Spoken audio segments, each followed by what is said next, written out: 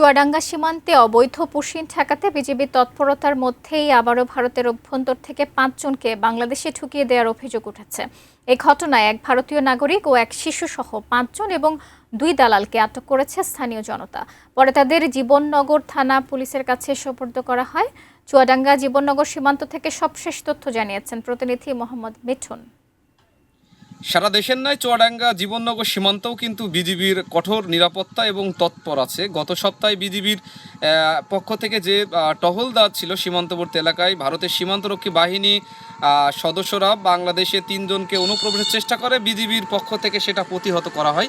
পরবর্তীতে এক সপ্তাহের ব্যবধানে আজকে সকাল ৬টার সময় আমরা দেখেছি যে এই বেনীপুর সীমান্ত দিয়ে ভারতের সীমান্তরক্ষী বাহিনী বিএসএফের সদস্যরা বাংলাদেশের কিছু স্থানীয় দালাল চক্রের সদস্যদের সহযোগিতায় ভারত থেকে একজন ভারতীয় নাগরিক সহ বাংলাদেশের নারী পুরুষ শিশুসহ ৫ জনকে বাংলাদেশের ঢুকিয়ে দেন এবং তাদেরকে স্থানীয় চুয়াডাঙ্গা জীবননগর শহরে স্থানীয় যে সমস্ত ব্যবসায়ী সাধারণ মানুষ আছে তারা কিন্তু তাদের চালচলন দেখে তাদের কাছে সন্দেহ হলে তাদেরকে আটক করেন এবং জীবননগর থানা পুলিশকে বিষয়টি অবগত করেন। পরবর্তীতে জীবননগর থানা পুলিশের সদস্য তাদেরকে ৫ জনকে আটক করেন। পাশাপাশি এই ৫ জনের সাথে যে সমস্ত বাংলাদেশের দালাল চক্রের সদস্য ২ জনকে তারা কিন্তু আটক করেছে। তবে জীবননগর থানার যিনি অফিসার ইনচার্জ আছে তিনার সাথে আমরা কথা বলছি, তিনি কিন্তু জানিয়েছে ভারতের নাগরিক সহ যে ৪ জনকে আটক করা হয়েছে, পাশাপাশি তাদের সাথে বাংলাদেশের ২ জন দালালকেও তারা কিন্তু আটক করেছে এবং এই দালালদের সাথে আরও কারা জড়িত আছে সে বিষয়ে তারা তদন্ত করছে। তদন্ত করে কিন্তু তারা